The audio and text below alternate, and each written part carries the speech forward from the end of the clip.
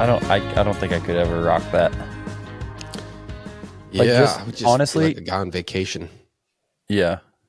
Well, I know I'm too pale. That's like half the reason I wear like what I wear is I cover up as much of my body as possible. Yeah, I'm like allergic to the sun. yeah. Well, I mean, to each their own. You don't turn into granite, right? Like a vampire. What happens to vampires? It's salt or granite, right? They turn into something and burn up. I think they just like burn up in the sun. Oh, it's Twilight. Did you ever watch Twilight? A I little think bit. they turn into stone. But the other Oh, vampire movies, they okay. just burn up. Yeah, yeah. They Yeah. took a hike from like traditional vampire, theology with Twilight. Yeah. Yeah. But it's a good show, man. It's really pretty. And they filmed it all around British Columbia where our family used to live for a while. And like there's a certain nostalgia. I know you're watching a weird vampire movie, but there's a certain nostalgia to the scenery and like driving up in the mountains and stuff like that. Okay. I could see that. From what I saw, I was pretty underwhelmed with the whole deal. If I'm being honest, I think the acting's pretty poor, Well, I and I mean, the think fact that I said it's nostalgic to my family, like living there, that is pretty underwhelming if you're talking about a vampire movie because it's supposed to right. be like exciting, right? Like I watched that Yeah. movie and I'm like, oh, we used to hike on a mountain like that and have picnics. So it might be cool to me, but that's not a very overwhelming film if you're going to show that to the Right. masses. Right. Yeah, I think they were banking on that girl, but she's so pale. Everybody in that, well, they're vampires, but they're all so pale Yeah. that like Kind of the somehow point. I remember like years ago as a kid, I thought that movie was kind of cool, but now you look at the like old pictures of the cast or you see those guys, and you're like, wow, those are awful, like unhealthy looking people. They're not carnivores getting their sunlight every morning. No. No, No, they're but it's like funny. They are bloodsuckers. So I don't know. Again, the theology's off. We're probably out of our. I'm out of my wheelhouse talking about vampire I'm movies. big time out of my wheelhouse. Yeah, Hey, but to get back in your wheelhouse, have you yeah. noted you probably aren't in the market anymore, but holy crap, it seems like everybody and their dog is trying to sell horse trailers right now. Have you noticed You know, that? I I haven't, but I've been noticing that everybody and their dog is trying to sell a horse right now because I've Yeah. been It's trying to that sell a time of couple. year. Yeah, you know Yeah. how it is. Like when you do something, then you notice everyone else who's doing the same thing. But Yeah. where have you been Well, noticing that? just like on Facebook, like, and maybe it's just like an algorithm thing. I'm not in the trailer market for buying or selling, but holy crap, there are a lot of trailers for sale on my Facebook right now. And Mm, it just seems like the type of year. I feel like part of it's like, they're looking at the trailer. Someone's looking at the trailer they didn't use all year. And they're like, get this thing off the books for I got to pay taxes on it again. Or, they're looking at their living quarters and they're like, do I really want to have to winterize this thing? Just stuff like that, or like they did winterize it and they're like, this is the last time I ever want to have to winterize this thing I don't use, you know? yeah, yeah. It's not a light responsibility having those trailers.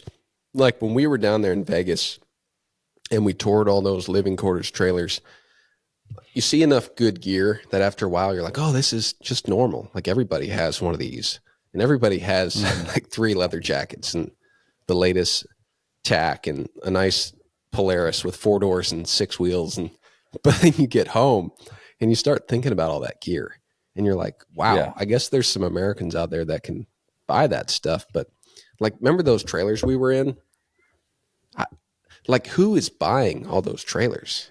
Dude. I mean, I don't think we saw one of the nice living quarters trailers that were under $250,000. Yeah. Yeah. Quarter mil easily. Easy, I don't easy. know, man.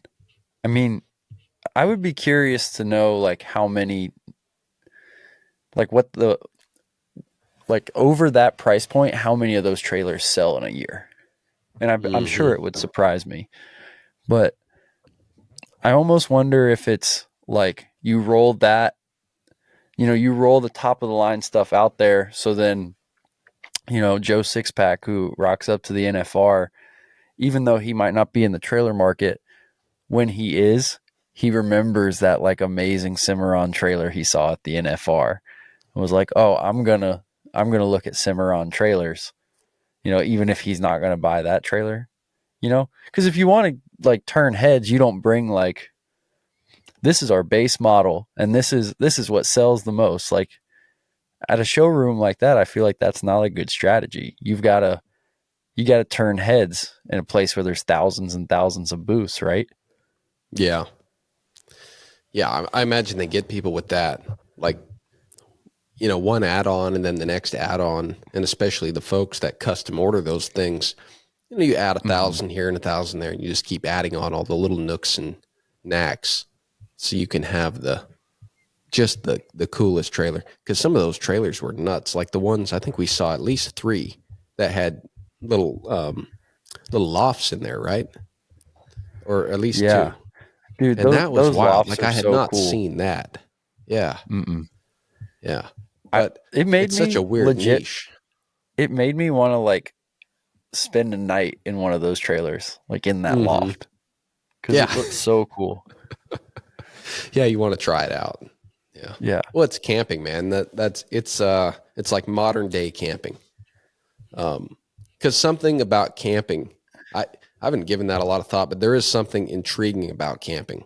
Like I remember in Montana, I probably talked way too much about it, but that ranch, like you worked really hard, and you didn't get a lot of time off, so we had a 3-day weekend for Labor Day, and that was a big deal. Like 3 days off there was like someone telling Hmm. you right now, like, Joe, you got a month off and I'll pay you.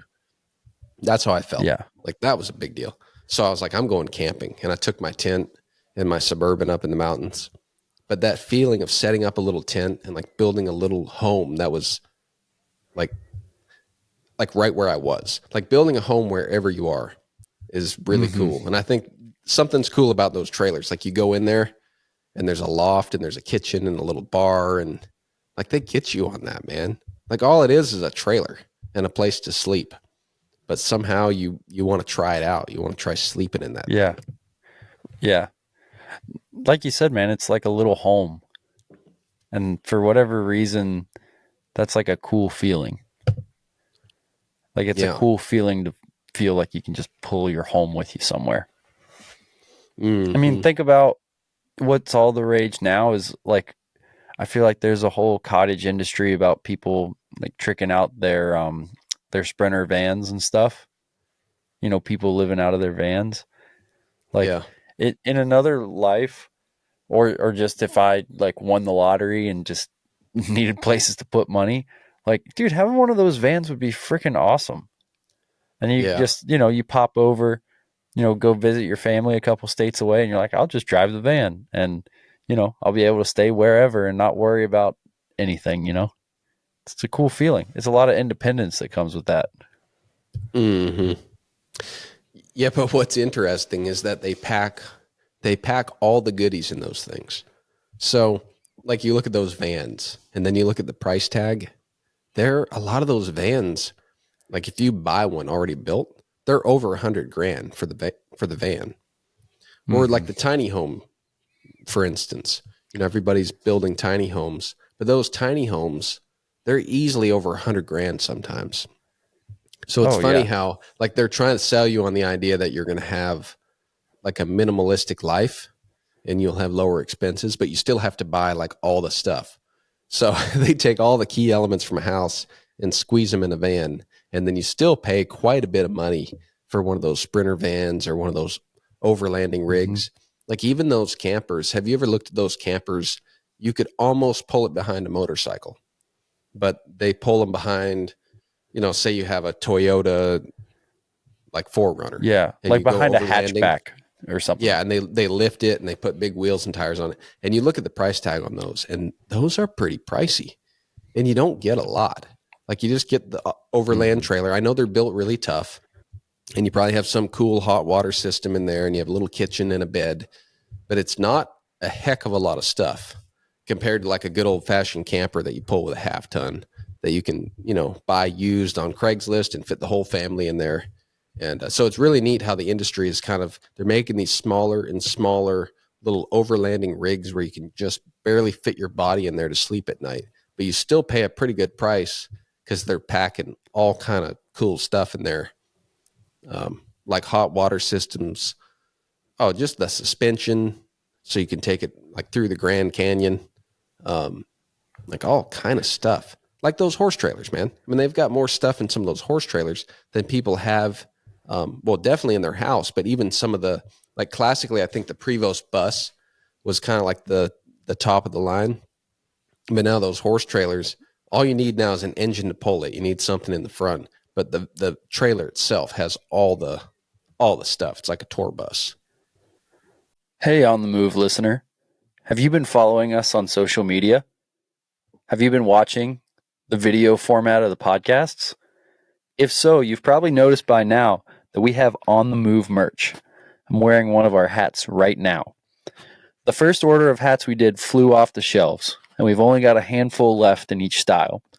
But we're doing another order, and if you want to pre-order your On the Move hat today, go to www.onthemovepodcast.com. There you'll find our Shopify store with hats, mugs, stickers, and other merch. Get it just in time for the holiday season and let everyone know that you're on the move. Oh, yeah. Yeah, 100%. Those trailers were definitely nicer than my house, I'll tell you that much. Yeah. They're swanky. But yeah, like I said, man, I think it's one of those things where you have to just trot out your top of the line stuff and turn heads, because that's what Cowboy Christmas was to me anyway. I tell you what trailers I really like to see. I'd seen a couple of them, but getting to see those Big Ben trailers in person, like, holy cow, those things are stout. Like, those things are like going to survive a nuclear war. Yeah, those are pretty stout. I think the neat thing too about like all the Western vendors and the Western industry is a lot of the owners of those companies and the founders are there. Like they're there with their product. Like even when I got my hat, the American Hat folks, they're there. A lot of the trailer folks, like the owners and the founders are there. And I don't know. I mean, I'm sure some of that's aesthetic, the industry and the lifestyle kind of lends to, like, I remember you said that. Remember we were coming down the steps and we saw Trevor Brazil standing there talking to somebody. And you're like, hey, that's cool that a guy like Trevor Brazil can just be here. And like, he's approachable, but like no one's hogging him. It's an environment where, even people that have been very successful in the industry can just walk around and be a regular guy. Again, it's not like the horse industry or the Western industry is gigantic, but you're right. It does kind of give you a nice homey feel, and you feel good about supporting those companies. Like Big Ben trailer. You're like, man, if I was going to get one of those stock trailers, that seems like it would be a great company to get one from. Yep. Yeah, agreed. No, it was a cool experience, man. It was well, we've talked about it a little bit, but I don't think we've talked about it on the podcast. Like, the coolest part of the NFR was like getting to understand who Kai Hamilton was, right? Like, he was kind of like the standout of the 2023 NFR, I feel like. All right, let me ask you this, because I know you've been riding horses since you got home. Like, how many times have you thought about Kai Hamilton if you were getting on a colt for the first time, or just maybe a horse that you thought was a little snorty? Did Kai go through your mind? No, I feel like it's a completely different mindset. Okay. Now, that's not to say I haven't thought about Kai Hamilton, because, like, well, you know what I put like on my playlist now is that the Cocaine Country Dancing song that he comes out to. So I like listen to that song and I think about him, but No, I don't know. I think it's kind of like what Wes said, where that rough stock stuff is like getting ready to go into a fist fight. You know, maybe there's other aspects of my life I'm like, okay, like kind of man up, like get ready to yeehaw. But I try not to have that mindset with Colts, I guess. Yeah. Maybe I should. Maybe I'd get bucked off less, but I Well, try not to like have that mindset. yeah, the only reason why I asked you that is because remember when we talked to Wes, he was talking about you. I think you asked him that. You said, how is, your past riding rough stock, how has that aided you in starting colts, if any, in terms Hmm. of bravery or just being used to getting bucked around? And he said that it does. It gives you a certain ability to just go with a horse. If they start bucking and carrying on, you're like, hey, this is not a big deal. I've ridden tons of these. Let's go. And the way Wes talked about it, I can't even recreate his words, but he laid it out in a way where I got this really perfect mental little video almost of him riding a colt that's having trouble and maybe moving out too fast or bucking a little bit, and him just kind of giving the colt room to do that and saying, hey, no problem. Like I can Hmm. sit on you. I'll be fine. You do your thing. I'm going with you. It's like Ray always said, right? You go with the horse, and then the horse goes with you, and you both go together. And then you hear Buck say it all the time. It takes a little bravery to move a young horse out. And yeah, it sure enough does. And I can't say I've mastered that. Like there are horses where you realize you have to let them move out with you on their back. And a part of you saying, no, I don't do it. You're going to get hurt. This is going to happen. That's going to happen. But you've watched that horse move out. You've been on the ground and you've moved that horse out and he's wearing a saddle.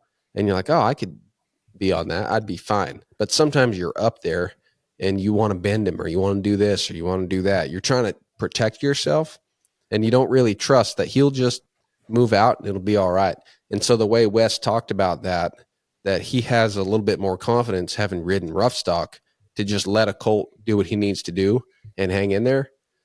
That's what connected Kai Hamilton. Like I have a horse or two here that's a little snorty, and so swinging on them and saying move out. Like I had this little mare that had got she got a habit of flipping over backwards with the folks that sent her to me, and so there was a little bit of work there to get her moving out, and then start riding her and get her moving out, and part of what I was doing to get her moving out was when all else failed was coming in with the tail end of my rope right away.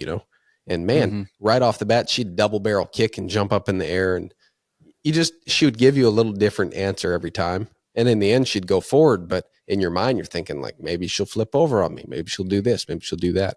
And for a little split second there, I'd think about Kai Hamilton. And you're like, well, that guy, like, yeah, you don't know what a bull's going to do to you either when you're coming out of that gate. So if he can do that, and that guy eats fear for breakfast, then I know what this horse is going to do. Like I've done enough preparation. She's not going to flip over on me. She's going to go forward. She's going to kick at air behind me. Like it's not a big deal. And so I'd think about him just for a moment and think, hey, if he does what he does, I can take my rope and, slap the snot at her flank and we're going to go forward. And, you know, Hmm. but sometimes there's a little bracy moment in there as a rider. And between talking to Wes last week and thinking about Kai, both of those guys kind of gave me a little bit of gur to Yeah. just put it to her, move her out. It's not a big deal. Yeah. I can appreciate that. Yeah. And it's not that you're being careless, but like the ability to kind of throw caution to the wind a little bit and say, okay, whatever, I don't know what's going to happen and that'll be okay.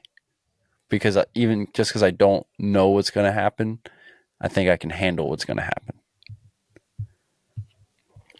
Yeah, exactly. I mean, I don't know why, but even something else that pops in my mind is like NASA sending a rocket to the moon. Like Hmm. you can do all the calculations in the world and you better do them pretty well. But once you launch the rocket, like there's certain parts of that trip when you're going through the atmosphere when you're in orbit, when you're on re-entry. Like some of that stuff was calculated from the very beginning, and you can manipulate it during the flight, but some of that stuff you don't have as much control over as you think you do, and a lot of that's in the homework. I mean, correct me if I'm wrong, but that's been my understanding. And you see that, like you watch Apollo, or you watch real footage, or you watch documentaries, and there's a certain apprehension every time they go through certain phases. And there's a lot of trust, and there's a lot of nail biting by the folks who have done the homework, right? And I think of it the same with a cult. Like there's a certain amount of homework, and the more you learn to do the cult before you ride them or before you do the next thing, the better things go. But there's still that moment where you don't have a lot of control, but it's your homework that's going to carry you through. And but if you don't have the bravery to trust your homework, then you're not gonna get the reward of that horse moving out and feeling free. You're going to be trying to control something that you really can't control, and you'll just have a horse that's kind of bracy and can't move out and feels awkward, and you feel awkward, and so I think about that sometimes, like situations like that where men and women make calculations for an event that you don't have a lot of control over in the moment, but your control comes in the preparation stage. So you better do it right. And then when it's time to re-entry, go for it, man. If you've set up things right, go for it. You'll survive. But if you're all iffy and you didn't do your homework, maybe you won't survive. But it's not something you can control at that point. Hey guys, let's talk about steel buildings for a minute.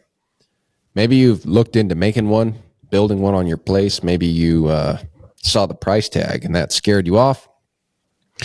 Maybe just the sheer amount of work and effort, planning, all that good stuff that goes into it has kept you from going ahead and building on your property. Well, now's a great time to get a free quote from a great company. Head over to www.metalmdi.com/on-the-move. And our friends at Metal Material Direct have a free online configurator. You can plug in all your details, dimensions, specifications, colors, windows, dormers, all kind of cool stuff. And you can see the building and get a free quote.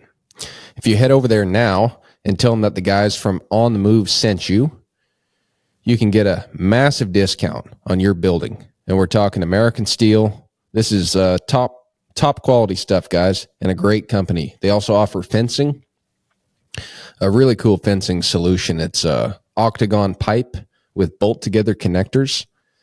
So don't miss out on this. If you have wanted to build, need a building, or building fence, building an arena, just anything ranch, farm, or commercial related, head on over to www.metalmdi.com/on-the-move and tell them that the guys from On the Move sent you. Mm-hmm. Yeah, that makes sense. And that's like a lot of those motivational guys you see on Instagram or wherever. They talk about you just outwork your self-doubt and you just prepare and things like that. Like it's paramount when you're starting cults, I feel like. I mean, that's how I do it, because I'm no bronc rider and I don't really care to be, honestly. So I have been huge on that from the very beginning. It's like I hate the feeling of getting on something and doubting how much work I've done with it before I throw a leg across. But like you said, you can't escape that entirely, because it's not arithmetic, right? It's not this predetermined thing that you know is going to work. And even things, like you were talking about with science, with the science program in NASA, it should be like completely calculable, right? In theory, because it's all physics, but then it's not, because you're not God. You can't anticipate everything that's going to happen. So yeah, you have to have that grit and that trust at the same time. And I'm sure, if you're about to get on a bull at the NFR, well, if you're there already, you've probably done the homework of how to prepare yourself to ride a bull at the NFR, you know. And maybe some guys prepare better than others and then end up performing better. But, if that was something I was going to do, you'd be darn sure that I would be trying to prepare myself in every way possible. And having having that preparation, at least for me, when it comes to the Colts, is you just do that. And I'm fortunate. I'm not in like situations where I have to, I don't know, show up and start a Colt in an afternoon for people most of the time.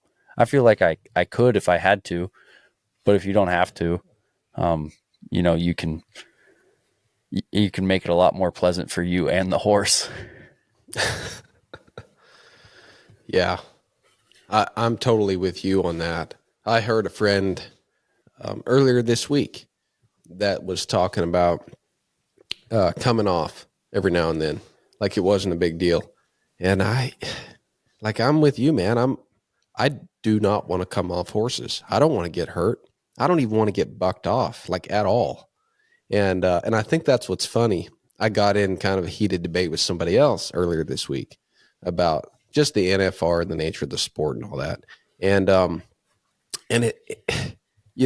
it's like, so we're talking about Kai Hamilton, right? I mean, that guy, if he doesn't dismount gracefully, you're going to dismount ungracefully. But there's only really one or two ways to come off a bull, right? So that guy, I mean, I don't know if he loves getting bucked off, but it's part of his work, clearly.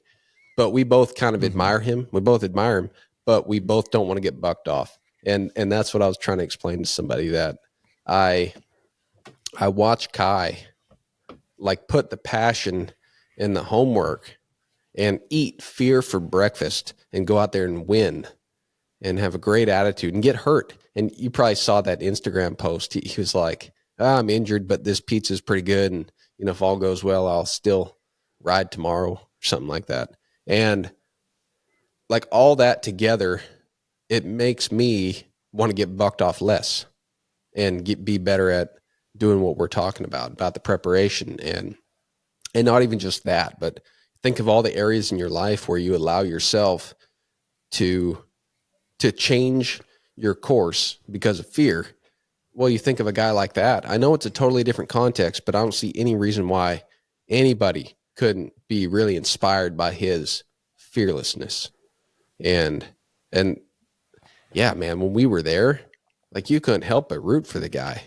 And a lot of those guys, I remember at one point watching somebody in the box getting ready to tie down a calf, and you think of the pressure in the crowd, and you got the scoreboard up there with your name on it in your hometown, and you've worked to get here. And I know you got 10 rodeos to get through, but every one of them count. And you start thinking about all that and your own heart starts racing.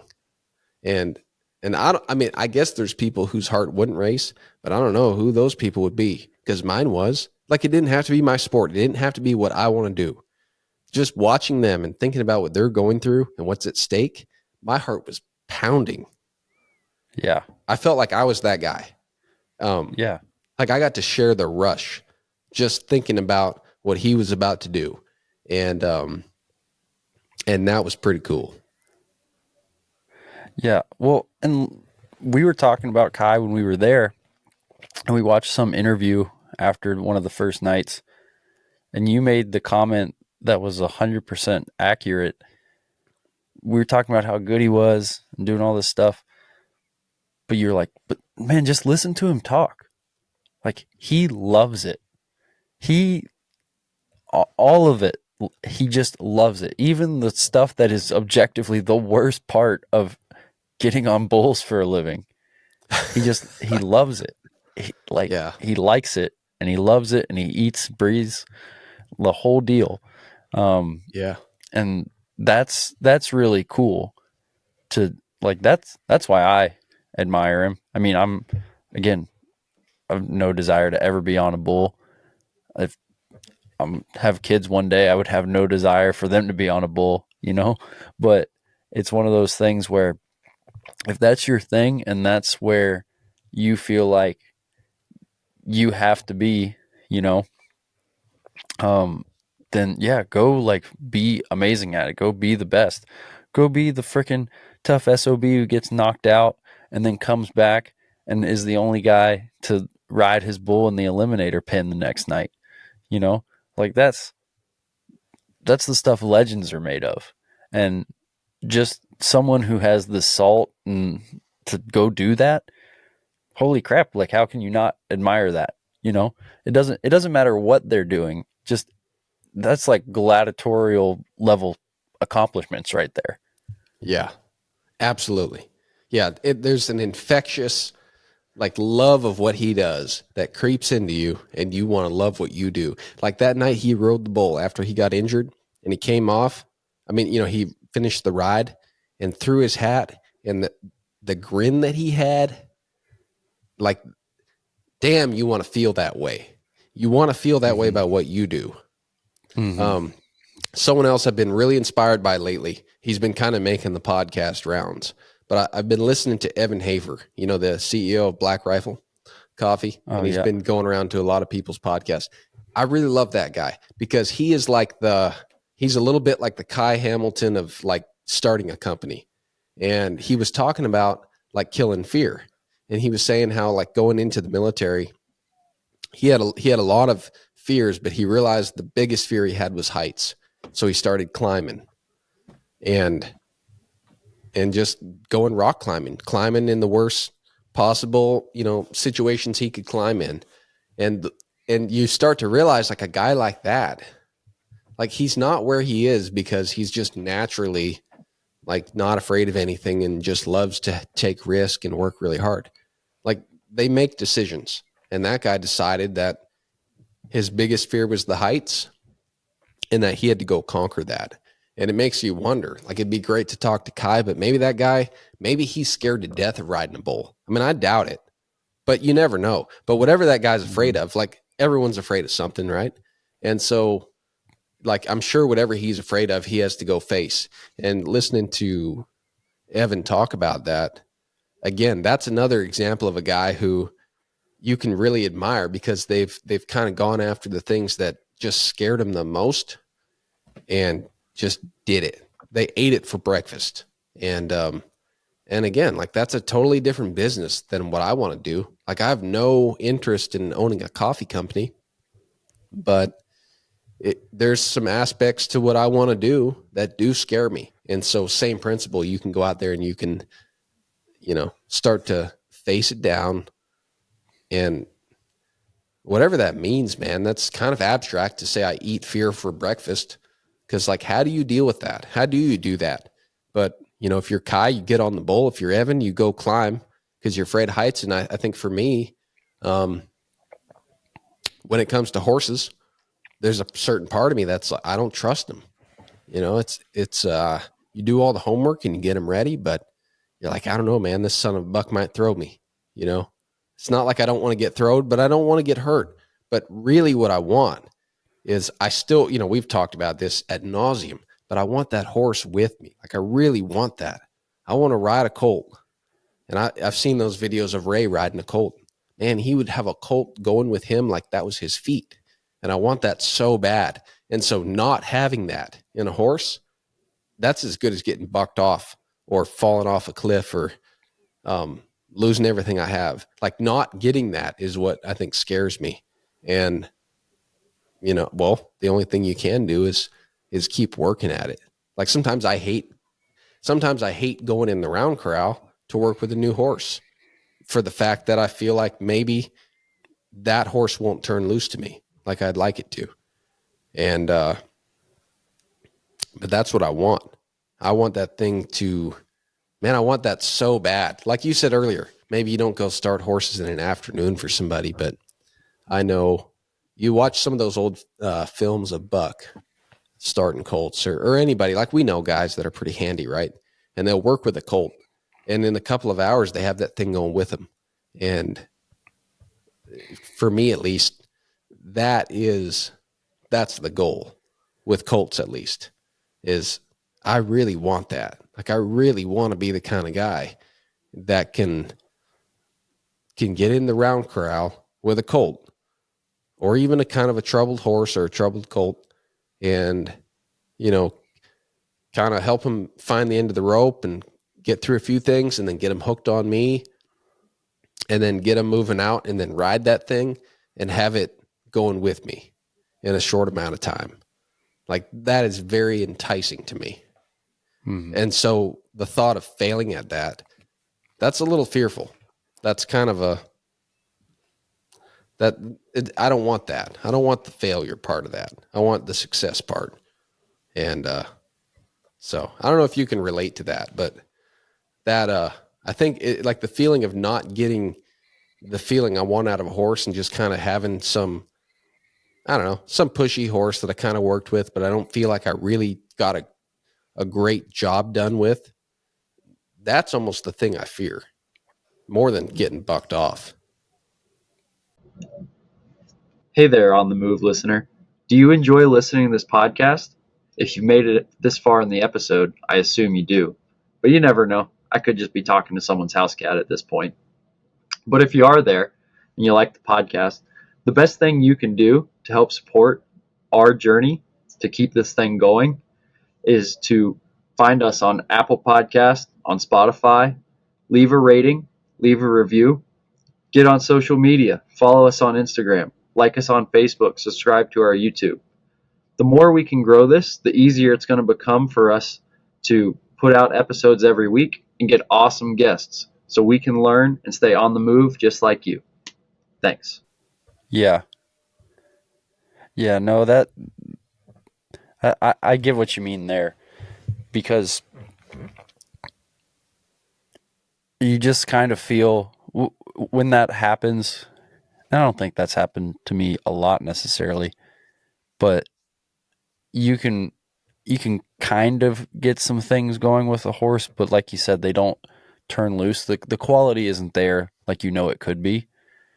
And it is kind of a crappy feeling, because I'm the same way. I want to be able to have that horse feel like they're turning loose, because when they feel like they're turning loose, man, it's a great feeling.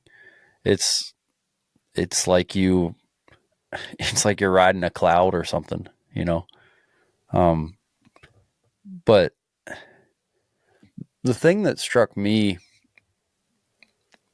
with that whole discussion we had about guys who just like who love what they do, because I've been around enough handy people now that I've seen some people that I think are, while they work hard, are just truly, truly gifted with horses. You know, just like have these amazing gifts and athletic ability and whatever it is that makes them really, really good with horses. And then obviously they spend a lot of time to develop those gifts. And so I think I've kind of proven to myself that there's a lot of people out there way more talented than I am. But I do know, for some reason, this idea popped into my head that the one kind of gift from God, if you will, that I have been given is that I like absolutely love it. And so it's not so much that I have any talent to apply to it. And I work hard and I do get better. But just having the gift of absolutely loving it, like I know I'll be able to just keep starting colts, and I don't think I'll ever get tired of it. You know, I might get burnt out on like a specific situation or setup or something, but in terms of just getting in there and working with young horses, or getting in there and, you know, trying to refine older horses, just I love everything about it. And I just have always known that. And I don't know, for me, knowing that kind of like takes away a little bit of that fear you're talking about. because I know since I love it so much and it's all I want to do, I'm never going to quit. And so then it's like, how do you fail if you never quit? Like you can't be a failure. You just keep going back to it every day. And you might not succeed that day, but you're not going to have this big ultimate failure because I'm just going to keep doing that every day, you know? Mm-hmm. And so not that I feel like I don't feel like I'm owed any gifts or anything like that, but I had that thought the other day that I do know I got one gift from God and I'm thankful for everything I have, but my gift is that I love it. And because I love it, I can do it all the time and pursue it. And that's like enough for me. And I might not ever end up being as handy as some people that have a lot more maybe talent or physical ability than me, but I'll be able to get better all the time because I like pursuing it. Yeah, that's a good point. That puts me in mind of that saying, hard work beats talent when talent doesn't work hard. And, of course, you have the Michael Jordans and you have the, Mike Tysons and you have the Buck Branamans and you have these guys that have the talent and they work hard. But there's a lot of people that have or don't have talent and they don't really work hard or have that passion that you're talking about. And maybe for me, that is eating fear for breakfast, is just getting in there, just going after it every day and worrying less about whether or not you achieve the goal and just realizing that it's all right. Just keep working at it. Keep going after the goal. You're not going to get the goal every day. And also, it's interesting because like listening to you talk about that,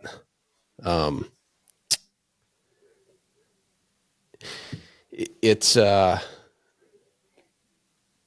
kind of forget where I was going with this, but I was thinking about like the guys who have the talent and they work hard. I think that's what the NFR was to me, man. And I think you got it too, but it opened my mind up because I think at first I thought, oh, maybe I don't really like what I do. Maybe I just want to, ride horses. Maybe rodeo would be cool. Like I didn't realize what that was doing to me. But then after a few days, I have a lot of clarity. And what it was is that I absolutely love what I do. And I had a little preconceived notion that other people who do other things, and I thought I had dealt with this, but I still had that preconceived notion that other people who do other things, that you really can't like look up to them too much because it might take away from what you do. And after that weekend, I realized that, you can't compare apples to oranges.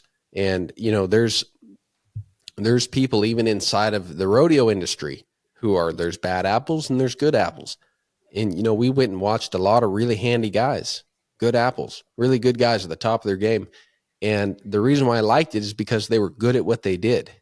And then coming home and thinking about that a little bit, the reason why I liked it and I felt the kinship and I kind of looked up to those guys is because they were good at what they did. They worked hard at it, and it makes me want to work hard at what I do. And to like sum that up, it's like I want to start colts and make bridle horses like Kai Hamilton rides a bull. And I can totally admire what he does because I want to do what I do the way he does what he does. And I don't know, maybe not everybody will get that, and that's totally fine. But gosh, yeah, I felt the same thing between like him conquering some fear. Maybe it's not even scary for him, but watching him, it conquers your fear at least. And then his love of what he does, it spreads. That kind of ignites in yourself, and you go, yeah, all right, I got to deal with some fear that I have, this or that, and then the parts of what I do that I love, I should lean into that. I should really enjoy it. And you don't have a cheering crowd out there when you're starting a colt. You don't necessarily have a couple thousand people in the grandstands cheering for you, but it doesn't really matter. Yeah. If you've done a good job or not. You kind of cheer for yourself a little bit. Well, and to be fair,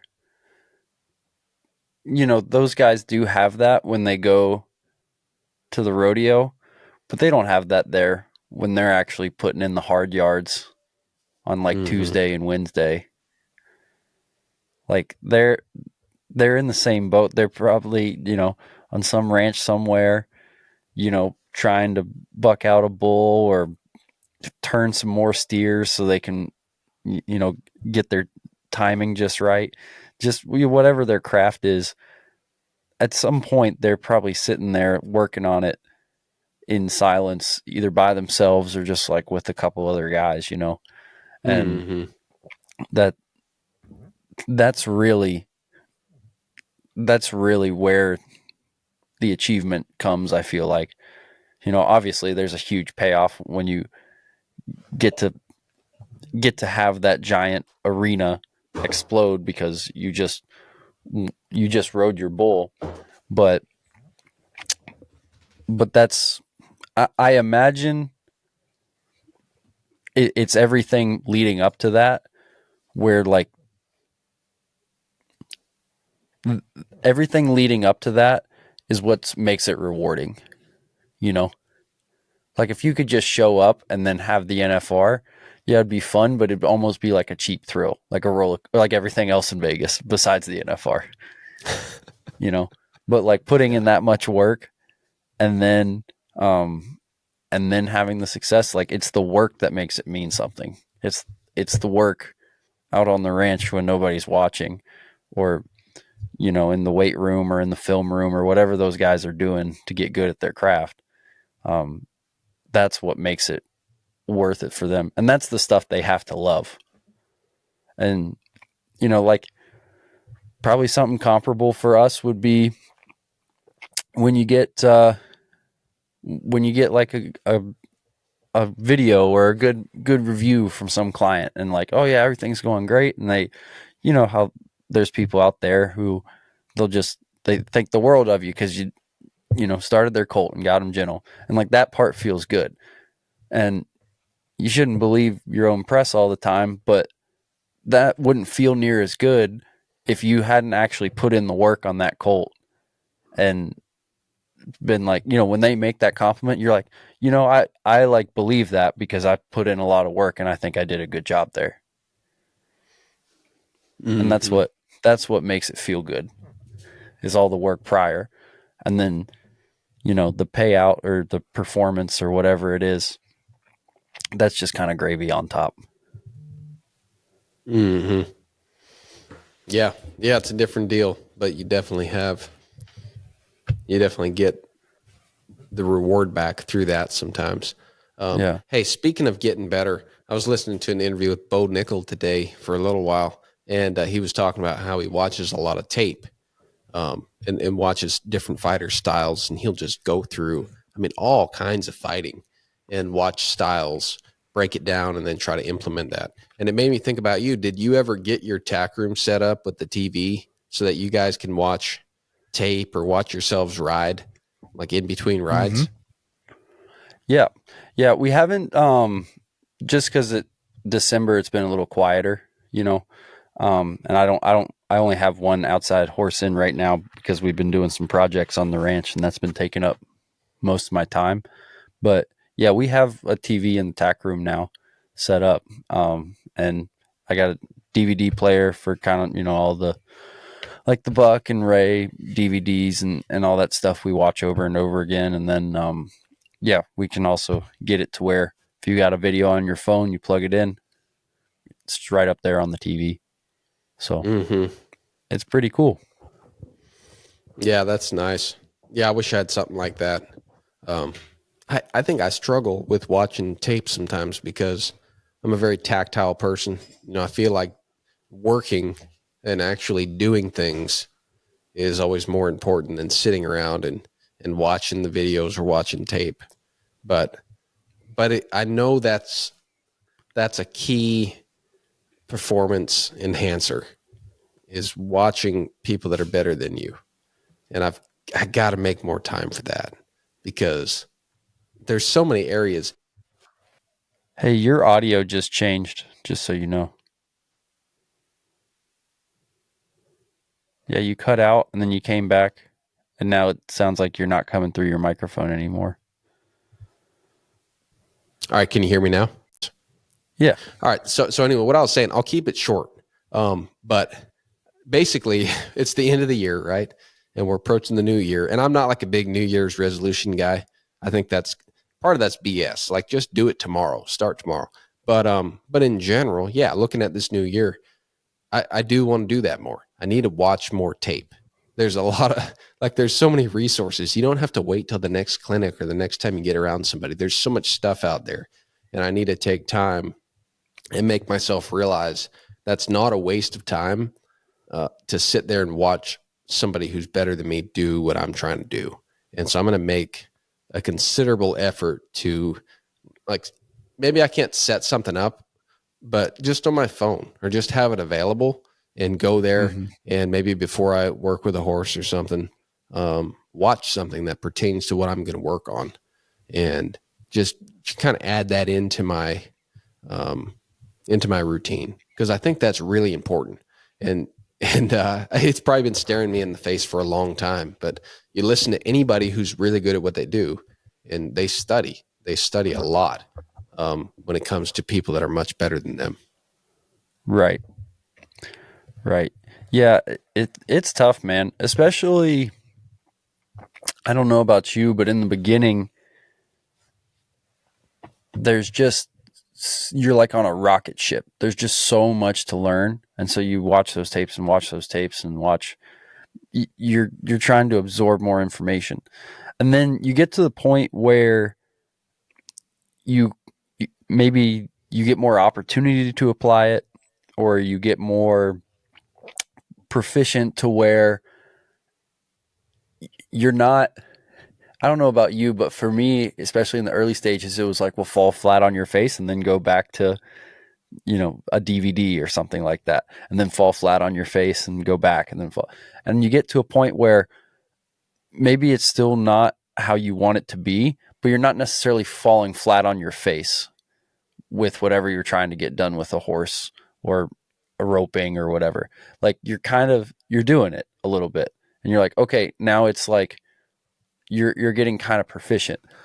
So then the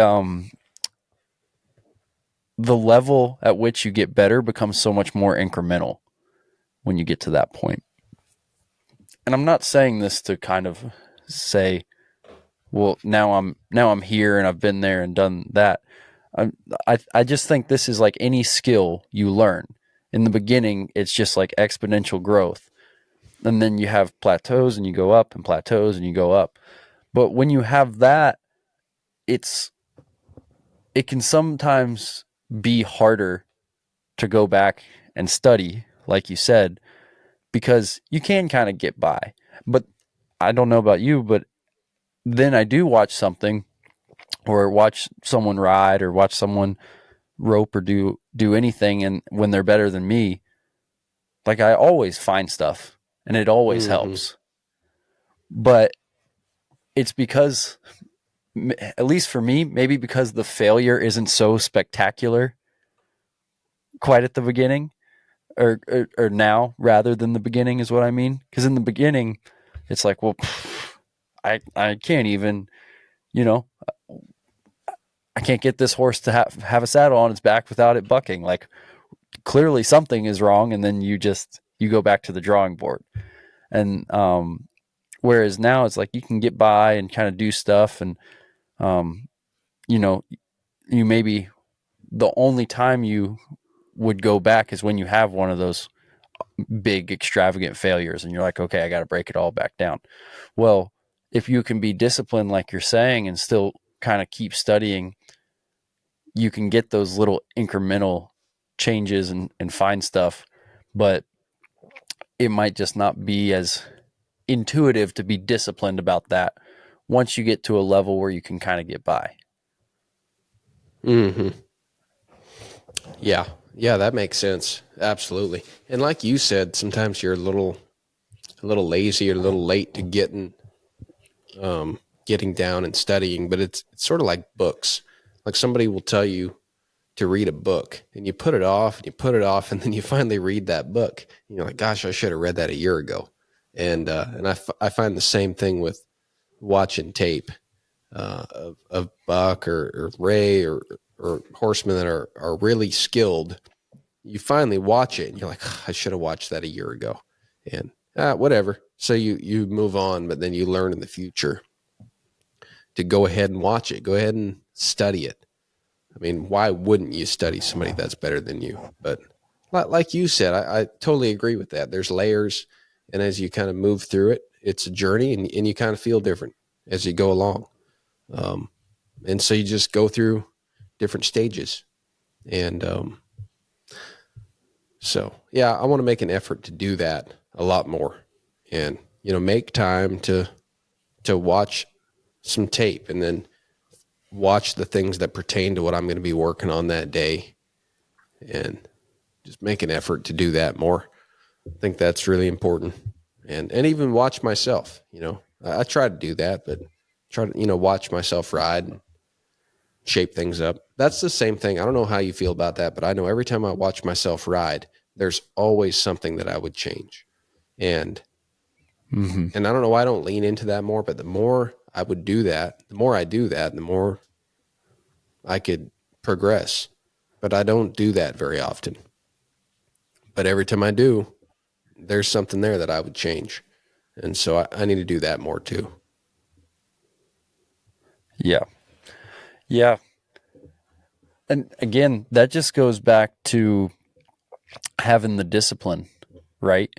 And for us, it takes a lot of discipline, especially if you're by yourself, compared to maybe an NFR guy who, I know that, like I just said, they practice a lot, but usually there is tape of your run, right? Like all you got to do is cue it up, like pull up the Cowboy channel, and you're like, well, I can watch my last like 10 competition runs, and it's not a big deal. But for you and me, there's extra steps involved. And are they worth it? 100%. But just every little extra step you add in, it's just a chance for you to kind of justify, like, well, maybe I don't have time for that today, or maybe I don't have this or don't have that, So it's it's tough, but no, I'm with you, man. Every time I see myself ride, I don't know. I used to hate it. And honestly, for a long, long time, I didn't watch myself ride. Not because I felt like I was actively avoiding it, but I didn't take time to see it. And I always find things I want to do better, but sometimes it's nice because you're like, wow, I feel like I kind of look better than I thought I do on a horse. And maybe that's just a me thing, and like says more about my own self-image than anything else. But like watching myself ride, I'm like, oh, well, that's actually looking okay, and I don't look like quite the Mr. Magoo I thought I was, maybe. Yeah. And then obviously you can always find things to get better, but I think it was just because I spent a long time not really observing myself ride, and I didn't realize what a difference just working at it every day makes, Mm-hmm. Yeah. Yeah, absolutely, man. Hey, I just noticed my outfit here has got down to about 2% on battery. Okay. So, Yeah. but I think we're pretty close, right? We've done about an hour. Yeah. So we can probably wrap it up. I'd like to do that before my deal dies. Yeah. So it doesn't One have a last weird thing. ending. Yeah. Maybe we'll talk about him later. This is the last time. I don't know. Probably isn't the last time. So I'm not going to write checks I can't cash. But anyone out there, if you're looking to go down a cool rabbit hole as far as the NFR is concerned, look up who Coulter Todd is. We didn't get a chance to talk about him on this podcast, but he's a really cool guy, and there's some really cool videos about him. And him and Derek Begay won the average in team roping this year.